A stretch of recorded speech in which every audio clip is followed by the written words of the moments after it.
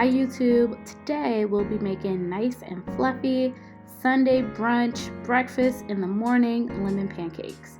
So first let's get our dry ingredients together, and that's our salt, our leavener, and our flour.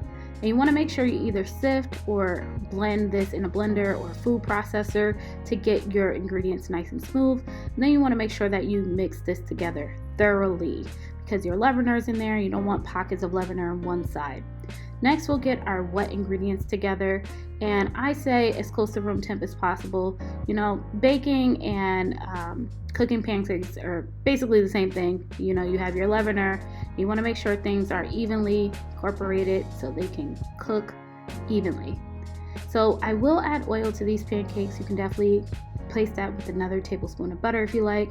Here's our lemon zest, and then we're going to go in with some lemon juice. Feel free if you like to add lemon paste, lemon extract, replace with, any other citrus fruit like lime, or some grapefruit or orange.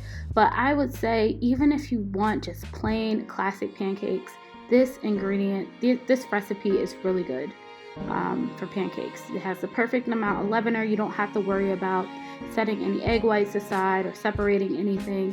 Just everything comes together to make for a nice tender and fluffy pancake. So if you just want a classic buttermilk pancake, do it that way.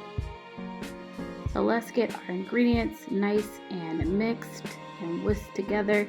And this time around, I typically add my dry ingredients, I add my wet ingredients to my dry, but this time around we're going to add the dry into the wet.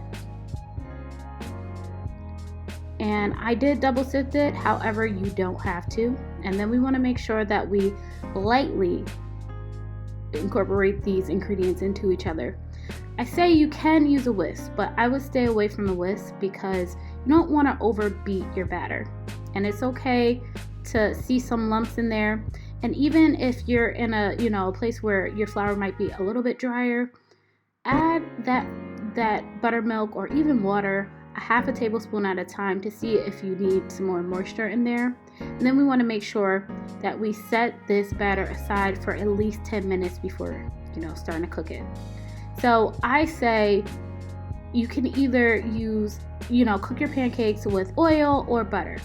The one thing though with butter is that butter will burn and you will get that brown butter, which I absolutely love, but at the same time you want to make sure that you don't burn and get that bitterness.